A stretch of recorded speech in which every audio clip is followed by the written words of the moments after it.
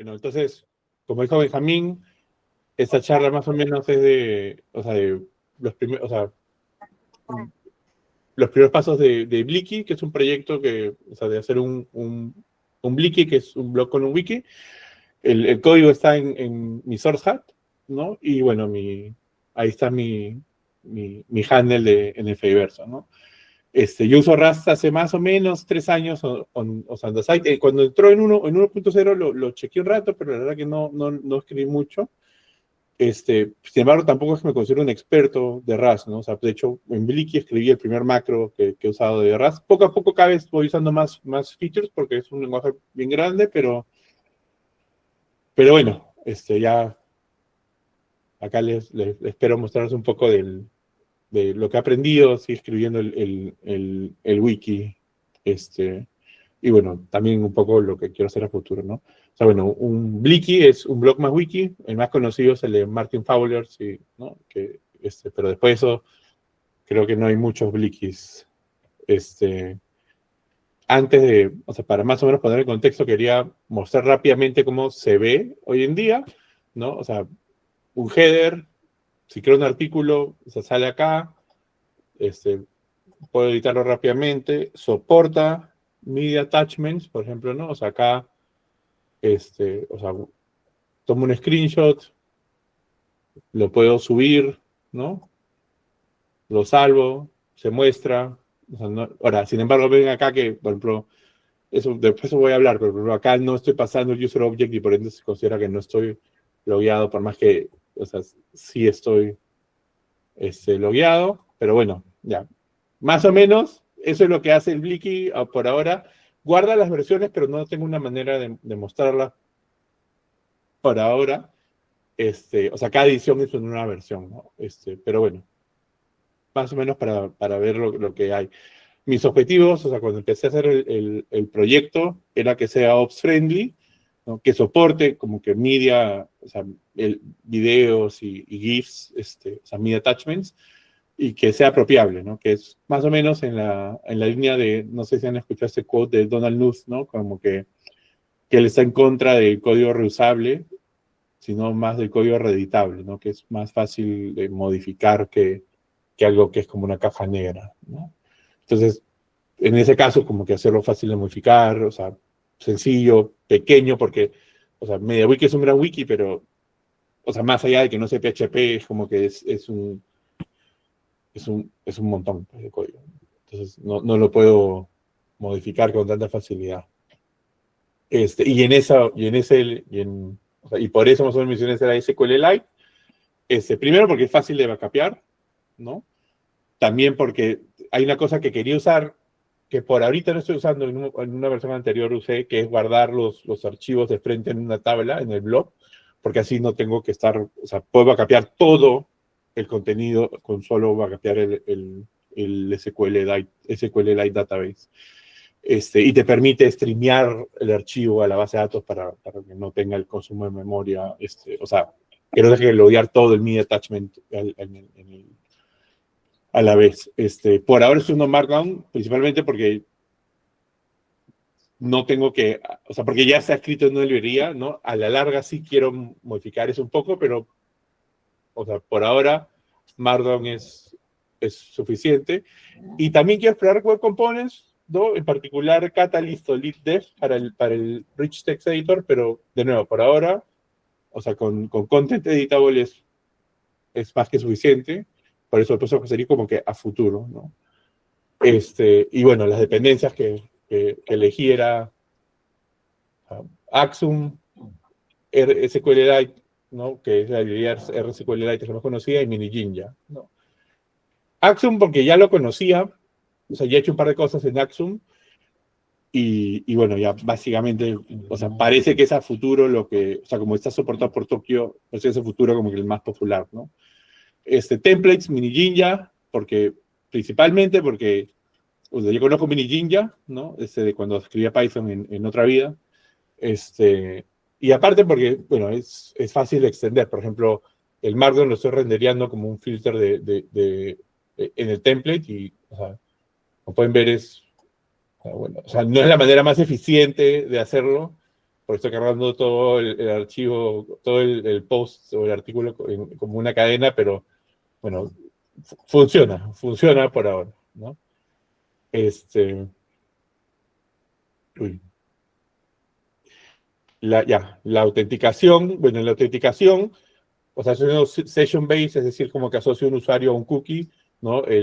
O a un session ID, el session ID usa Chacha20 para generar random IDs, entonces de 4 bits de entropía, o sea, lo que dice WASP, así está, y para la parte, digamos, la parte más o sea, más interesante, la parte más interesante de Rust es el cómo lo exporto con un handler, ¿no? Que es uso extractores, que es decir, como que tu handler recibe argumentos con tipo y en este caso básicamente defino dos, from request parts y optional from request parts. La única diferencia de esto es, este devuelve self, o sea, por ejemplo, acá devuelve un user y acá devuelve un option de user.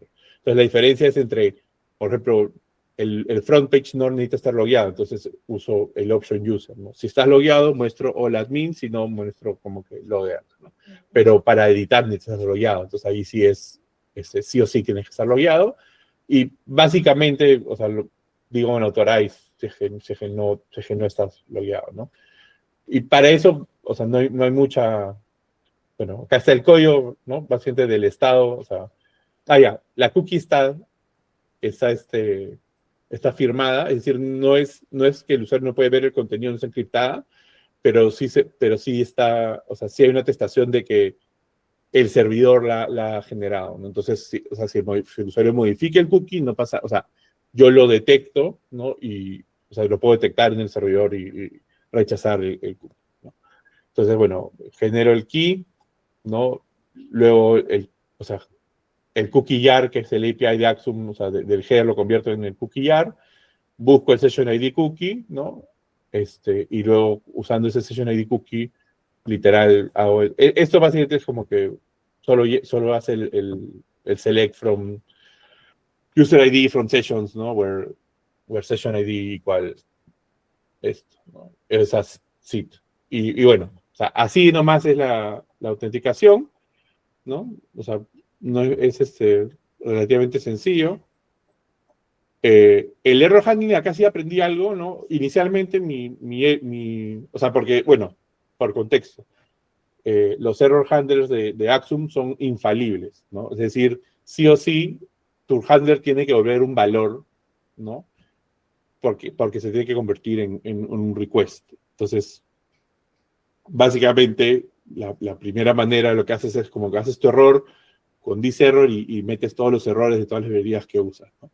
El problema es que cuando estás haciendo código o que encontré cuando estás haciendo código que no sabes si va a ser así, a veces terminas modificando este num, pero luego te tienes que acordar de revertirlo, si es que al final no usas ese error. Entonces, hay una manera bien sencilla de mantenerlo flexible, es más bien, o sea, es un poco más de código, pero a la larga sí creo que yo, al menos en lo personal de adelante, sí voy a usar este patrón versus el enum, que es otra estructura que más o menos es o sea, es un request, ¿no? O sea, es un response, perdón. O sea, es un status code, ¿no? O sea, ya si quisiera hacerlo más para producción, ya un error code también, pero bueno, pero ahorita es con una cadena y básicamente si la meto o sea, en texto o en JSON, ¿no? Para los Ajax requests. Y para el JSON tampoco estoy haciendo algo muy mágico, o sea, acá nomás estoy haciendo text substitution para meter el message string en una cadena, ¿no? Entonces, principalmente porque no estoy usando user input ahí, ¿no? Entonces, y bueno, y lo que sí es que luego tienes que inventar, o sea, el equivalente uy, perdón, me equivoqué. El equivalente a este from, perdón, a este from, es implementar tú mismo el from o sea, usando el trait directamente.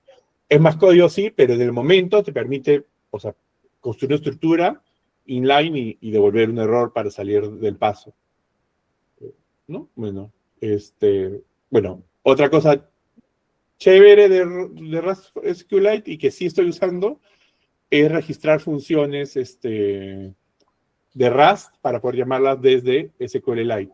Por ejemplo, una cosa que estoy usando es para el Slagify. Los títulos, por ejemplo, no pueden tener espacios, no pueden tener algunos caracteres como ampersand que se pueden usar en URLs, ¿no? Entonces, bueno, implementé eso, una función bien sencilla de Rust, pero la puedo exponer para que luego en el esquema tengo mi artículo, mi article table tiene title, pero tiene Slack también, y el Slack es básicamente o sea, se genera de título, ¿no? Es una columna virtual stored. Otra cosa que también lo estoy usando es para esa parte, para poder construir los fixtures para los tests, estoy pudiendo generar el password, que básicamente es un crate, como ven acá, o sea, poder generar el password desde SQLite, ¿no? Anteriormente estaba como que, ok, genero el password manualmente y luego lo copio como que el string o sea, que se guarda en el fixture y bueno, me tengo que acordar, sí, este string era este password, entonces mucho más fácil es en el fixture llamar a la función generate password.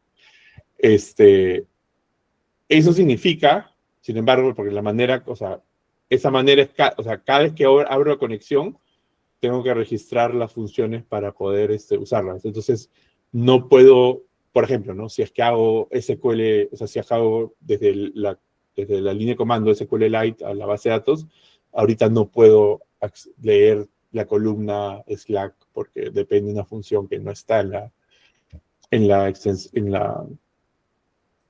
conexión, ¿no? O sea, porque tengo que pasar por Rust para a largo plazo, sí, y esto todavía no he logrado hacerlo, tengo un branch que he estado obteniendo segfaults, es hacerlo, que sea una extensión que se loadea solo una vez, porque la que sí logré hacer es como que todas las veces la tengo que loadear y ya. Entonces generas un dynamic library que básicamente lo llamas antes y ya tu conexión desde la línea de comando se puede llamar. O sea, puede usar las funciones, pero claro, yo no quiero hacerlo todas las veces. Entonces, para eso hay una cosa llamada en SQLite Persistent Loadable Execution.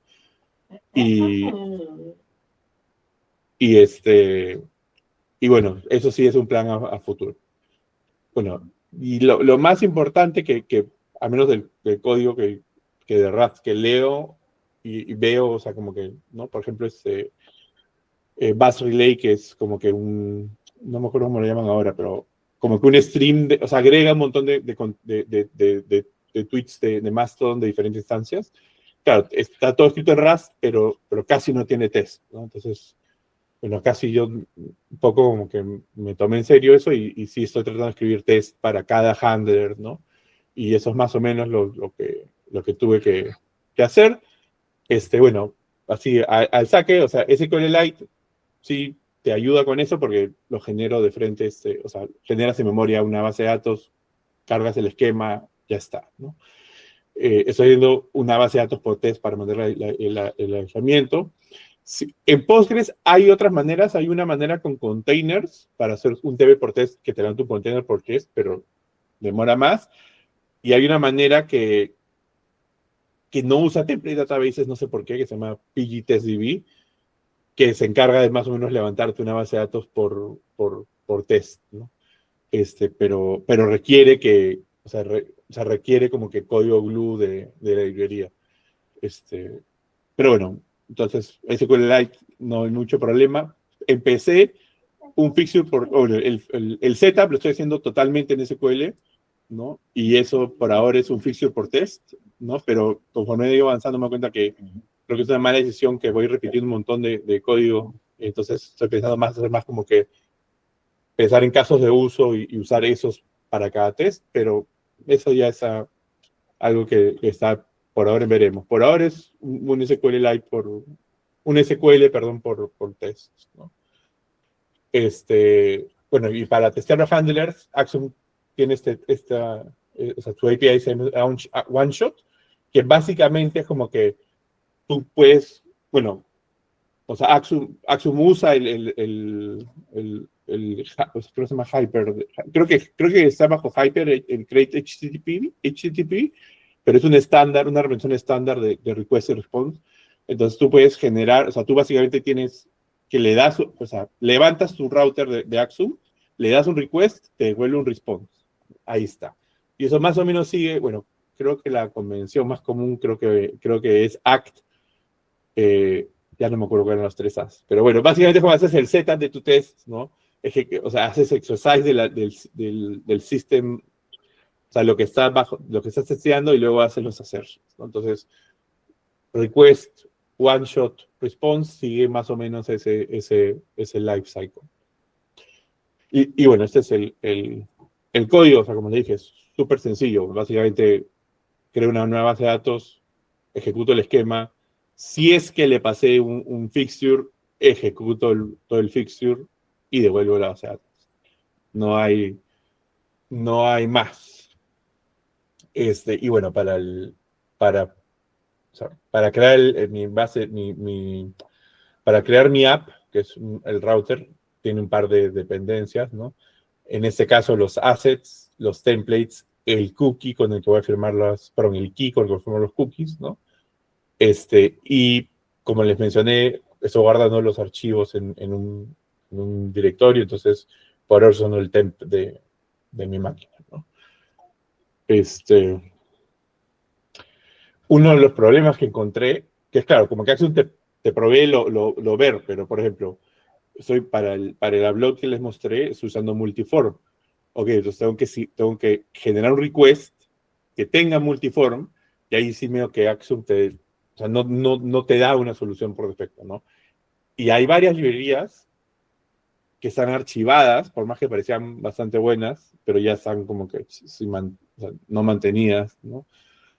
O sea, explícitamente repo archivado, ¿no? Porque, entonces al final lo que estoy usando es usando request, que normalmente o sea, su caso de uso es hacer clientes o sea, para cuando quieres hacer requests enteros, acá solo estoy usándolo para generar el body del request, ¿no?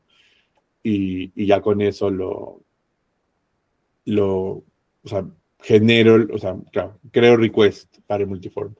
Eso bueno, sí, me tomó un poco de como que entender bien qué hacer. Para los cookies, realmente eso es algo que no estoy, digamos, haciendo, o sea, no encontré una manera bonita de hacerlo, porque el API de Axum, eso me pasa por usar mi propio software para los slides.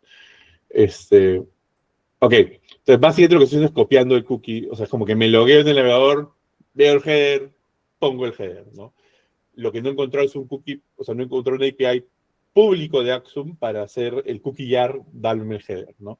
Hay una API privado Axum Set Cookies que tal vez voy a vendorear para hacerlo eso más fácil de escribir test, porque para escribir un test no debería estar teniendo que entrar al navegador y copiar headers, ¿no? Para saber cuál es el session ID. Eso sí, siento que es algo que es parte del camino que le falta recorrer a Axum para ayudarnos a escribir aplicaciones web. Google Test es algo que usé, principalmente porque, bueno, antes de Rust usaba un poco Go, más o menos he cubierto mi caso de uso de Go, y en Go hay una librería, o sea, la manera que en Go se escriben los tests es bastante... Me gusta cómo se escriben los tests en Go, y estaba viendo a ver si había algo similar, especialmente la manera de que lo que haces es un div con el assertion, y Google Test tiene assertions más ricos que el assert equal, pero la verdad que no siento que, o sea, sí, estoy usando un par de assertions como que serían muchas líneas, ¿no? Pero después eso, sí, creo que lo voy a dejar de usar, la verdad. No era lo que estaba buscando. Bueno, como les mencioné, en Blob.io, pues a guardar los archivos en Blob. La nueva versión anterior del código lo estaba usando, pero ¿qué pasó? Cuando tenía que debuguear, era como que, ¿cómo verifico que o sea, esos bits cómo se ven? ¿No? O sea, ¿cuál es el error? Porque solo me sale malformed en el navegador, ¿no? Y al final era un error del código que está haciendo el upload. Pero claro, para darme cuenta de eso, lo cambié el folder para poder ver que estaba uploadeando. Y y claro, o sea, creo que antes de regresarlo al blog tengo que investigar un poco sobre qué herramientas hay, porque sí hay herramientas, ponte para montar como un folder, como un Fuse, o sea, un file system de Fuse, la tabla, ¿no? Para poder como que interactuar con esos archivos como si fueran archivos, a pesar de estar en SQL. Entonces, en SQLite, ¿verdad? Entonces, por ahí sí me falta researchar un poco más. Y bueno, o sea, ya más que nada eso era lo que dejé mostrar, un par de reflexiones, ¿no? Estas son las conservadoras. Bueno, Virtual Workspaces del día uno, o sea, ya, incluso esta vez dije, por más que siempre uso Virtual Workspace, dije, no, esta vez voy a esperar, probablemente no lo necesite, y lo terminé necesitando porque para hacer el loadable extension que les mencioné, necesitas pues generar un Dynamic Library, y eso es otro crate type, entonces necesitas hacer un crate separado. Entonces, claro, o sea, ya la verdad que desde el saque mejor es organizarlo por Virtual Workspaces. Porque aparte con crates separados tienes que compilar menos cada vez que cambias, que recompilas, ¿no? O sea, porque cambias esa parte. Entonces, o sea, sí, la verdad que estructurar tu proyecto de Rust o sea, con muchos crates desde el primer día, o con Virtual Workspaces, es decir, tu workspace es diferente, o sea, no es sí o sí un solo crate, por más que empieces con un solo crate, o sea, creo que es lo, lo recomiendo, digamos. Into Response, o sea, una de las cosas que sí siento que comparación a otros lenguajes, o sea, digamos, con el API de otros lenguajes es que el Into Response, como es infalible, no te permite, por ejemplo, acceder al contexto, porque el contexto, o sea, no puedes, o sea, el contexto es algo que se verifica en runtime, hasta donde tengo entendido, ¿no? Entonces, por eso es que, entonces, por ejemplo, ¿no? Algo que me gustaría hacer es, oye, el template que cargue el usuario si es que lo necesita la base de datos, pero no, o sea, no lo puedo hacer en el into response, ¿no? Y el middleware, o sea, porque Axum te deja usar Tower Middleware, no es la solución porque eso ya, el middleware funciona a nivel o sea, de HTTP, ¿no? De request response, ¿no? Y en este caso como que quiero meter al valor que devuelvo, quiero darle, porque bueno, la API de Minigene ya básicamente es como le hace un template y un diccionario, ¿no? El diccionario lo llaman contexto y no es técnicamente, o sea, no es un hash map, pero es un diccionario, es un mapa. Entonces quiero meter un ítem al mapa antes de continuar, antes de hacer el render. Eso sería lo ideal. Ahí sí siento que el API de Axum no, podría mejorar. Una reflexión más grande que es que Rust es un Big Tent Language, ¿no? O sea, como por ejemplo, ¿no? Cargo, ok, es un gran default. Linux kernel no lo usa. En Facebook no lo usan. O sea, usan back 2, ¿no? O sea, entonces, no necesariamente hay una sola manera de hacer las cosas en Rust. No hay un solo estilo, ¿no? Entonces, un poco como C++, es como que hay varias maneras de pensar y Rust te deja hacer lo que más o menos lo que tú quieres, ¿no? Este, en el sentido Rust, o sea, a veces lo comparan con Go, yo siento que es la conversación incorrecta porque Rust, sí, pues es más código, tiene más conceptos, es más difícil de aprender porque, de nuevo, tiene más conceptos, ¿no? O sea, tiene una API más grande, tiene macros, tiene traits, bueno, el borrow checker, o sea, un montón de cosas que me acuerdo que cuando empecé era como que una montaña, no es como que, ok, ya voy a hacer, ponte, unwrap acá, por más que sé que no es correcto, ya no importa. Después lo arreglo, y así. Entonces, más bien es como que Rust está reemplazando a C++, ¿no? Go, o sea, o sea, por más que la motivación original de Go es Python, dice porque quieren arreglarse más metiéndole más features, al final Go lo que hacen reemplazando es más como que códigos de Python, o sea, código de Python, escrito en Python que, que C++, ¿no? Y ya, bueno, un poquito más, unas reflexiones un poquito más picantes. O sea, código genérico, o sea, y bueno, eso es lo que decía un poco que es como que el Big Tent Language es como que sí, hay un montón de la comunidad que le gusta el código genérico, por ejemplo, SQLX, es un framework para trabajar con SQL que te chequea tu código SQL o sea, en compile time. O sea, mi código Rust se demora suficiente para compilar sin que esté haciendo cosas que no son necesarias porque, o sea, tu código SQL va a fallar cuando corras el test, ¿no? O sea, no es o sea, puede esperar 2 segundos, ¿no? Y más importante, es difícil de leer y razonar. Entonces, incluso hay frameworks como Poem que justamente dicen, ok, no, olvídate de las abstracciones, porque Axum, mal que bien, tiene un montón de traits, ¿no? O sea, no más que traits, tiene un montón de código genérico, y al menos lo poco que yo voy aprendiendo conforme leo más código Rust es, mientras menos código genérico haya, mejor para leer, ¿no? Así Tokio, la verdad que no, o sea, sí, o sea, bueno, esto no es, primero no es como que Async Tokio te deberías sentir mal por usarlo, ¿no? O sea, al final lo tienes que usar para un montón de cosas, pero sí siento que, primero que te pone un montón de cosas que, por ejemplo, ¿no? Bueno, primero que me siento más contento con cómo escribiendo Rust cuando no tengo que usar Async, básicamente. Y aparte tienen más cosas que son un poco sorpresivas. Por ejemplo, en Rust, el await, o sea, si tú tienes un futuro y no le haces await, no va a avanzar el futuro. Tú disparas una promesa en JavaScript, la promesa está corriendo. Y la otra cosa es como que Tokio quiere mover los threads, quiere mover los tasks, o sea, como que el equivalente al green thread, a través de threads. Entonces, obliga que sea send más sync. Tal vez, o sea, no obligar que el task sea send más sync, no, o sea, resultaría en código que me dé menos dolor de cabeza. Y bueno, ya eso es más como que algo que sí estaba pensando y sé que no soy loco porque encontré otro proyecto que hace más o menos lo mismo de Fastly. Para los que no saben, bueno, no está el emoji de Absolute Cinema, pero para los que no saben, o sea, CGI era como una versión súper noventera de, bueno, era como si escribían web apps en los 90 y básicamente tú pasabas la información de HTTP a tu lenguaje de programación a través de variables de entorno, ¿no? O sea, tenías una variable de entorno que era el HTTP status, ¿no? Tenías una variable de entorno que eran los headers.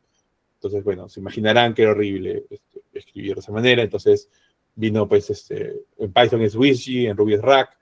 En otros lenguajes, o sea, si bien en los comienzos del 2010 había como un rack para JavaScript, eso no avanzó, pero básicamente son como que estándares de cómo representar una estructura, un HTTP request y response en el lenguaje, con estructura de datos del lenguaje, para que así los diferentes o sea, web servers del lenguaje puedan encargarse, digamos, de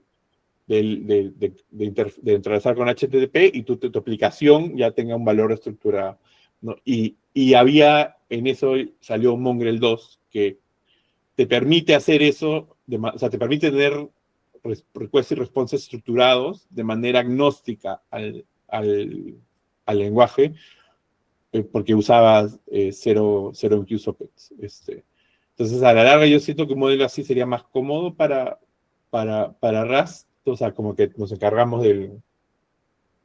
o sea, fuera del application, nos encargamos de HTTP y ya el handler se encarga ya con un valor, o sea, está estructurada, ¿no? Sin tener que preocuparnos de como que, ok, ¿qué cosa es lo que está handle, o sea, qué cosa es lo que está encargándose de poder hacer deploys con zero downtime o cosas así? De hecho, como mencioné, Pushpin de Fastly está escrito mitad en C++, mitad en Rust, ¿no? Pero básicamente es como que un sucesor espiritual de Mongrel 2, pero solo para push notifications y WebSockets, ¿no? O sea, básicamente es como un proxy que está, o sea, no más que para tu application server, es un proxy fuera de tu application server que se encarga de presentarle como que una estructura request response para que tú no tengas, porque uno de los motivos de por la gente no usa push notification es porque cómo haces, pierdes la conexión cada vez que haces un reboot. Entonces, el proxy se encarga de mantener las conexiones abiertas. Y bueno, a futuro, bueno, como les mencioné, ¿no? O sea, mi plan a futuro con esto sí es, o sea, bueno, entender bien cómo hacer que funcionen los persistent loadable extensions. Ahí es más problema como con SQLite, porque el init o sea, el handler que tienes que poner como un init, o sea, es un puntero a void, que, o sea, bueno, todavía no sé tanto como para entender cómo representarlo en Rust. Entonces, bueno, ahí sí, o sea, entonces paro sexfolteando, entonces, bueno, ahí me falta aprender un poco más, y bueno, sí, para hacerlo más fácil de deployar, o sea, los assets, meterlos en un zip, ¿no? Un poco más seguro en Embed, pero, o sea, los assets no van en el ejecutable, ¿no? O sea,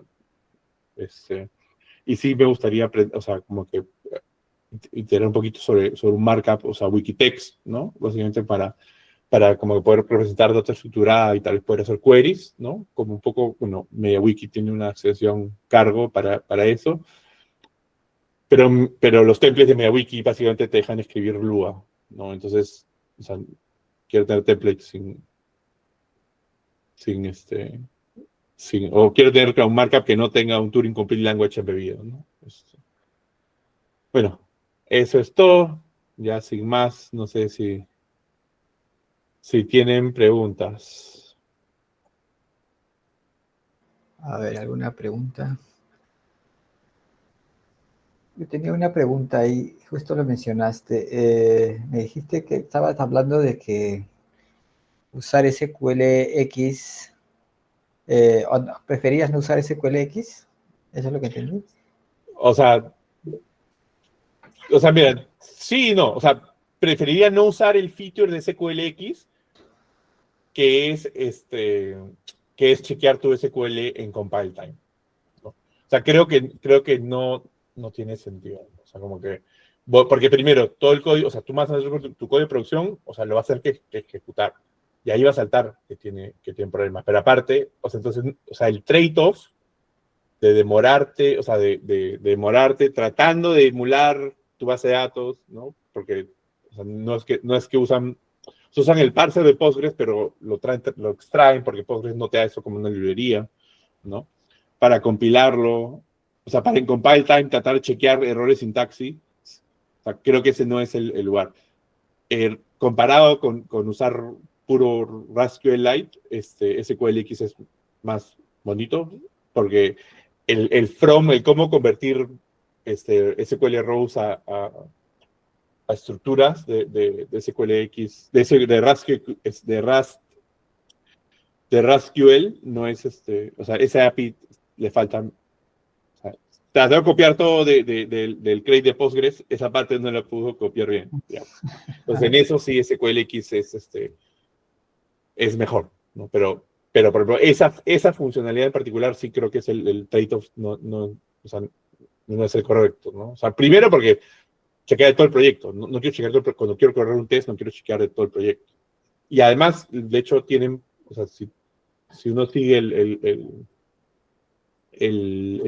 los issues de Rust Analyzer han tenido problemas con ese feature y el caché porque están como que tratando de replicar lo que hace Rust Analyzer, pero como que mal porque no es su chamba, ¿no? Pero bueno, eso es lo único que quería decir. Genial, genial. Entonces vamos a darle las gracias a Javier, excelente. Entonces, Pero, no sé si quieren alguna pregunta más, alguna duda, comentarios. ¿No? Bueno, si no hay más. Gracias por la oportunidad de participar. A ver, aquí está preguntando en el chat, Javier, algunas repos que sugieras que se puedan indagar. O sea, bueno, depende de qué te interesa, ¿no? Porque, por ejemplo, una manera, o sea, si quieres aprender Rust, y eso es algo que yo he tratado de hacer y más o menos no he tenido tanto éxito aún, es por ejemplo, Rust Analyzer, ¿no? ¿Por qué? Porque Rust Analyzer tienes un montón de back reports que te dicen, ok, este código tiene el back y ese es el valor esperado, ¿no? Entonces, y tienen, o sea, tiene una manera es bien fácil escribir unit test para reproducir el back report, ¿no? Y entonces así se puede como que ir usando. De Axiom en el mundo real, mira, la verdad que, no, o sea, todos los repos de Axiom que encuentro no tienen, no tienen tests, así que no sé qué tanto es del mundo real. La que yo uso, déjame mostrar, o sea, uno que uso, que me gusta, es este, pero es por el Fediverso que me parece interesante, pero no tiene test, de nuevo, ¿no? Pero sí, no, de Axum más, no, si encuentras uno, me pasas la voz. Genial, genial, genial. Mm. Ya, como menciona Sergio, dice, ¿no? Como error, los test no suelen hacer falta, a O sea, menos bueno, de que probar la en, en des- lógica. en desacuerdo, bueno, o sea, en desacuerdo con esa afirmación, ¿no? O sea, sí, o sea, en producción siempre hay que probar, aunque sea una vez. Y de hecho, Rust tiene un montón de herramientas como para hacer fácil testing, que son interesantes.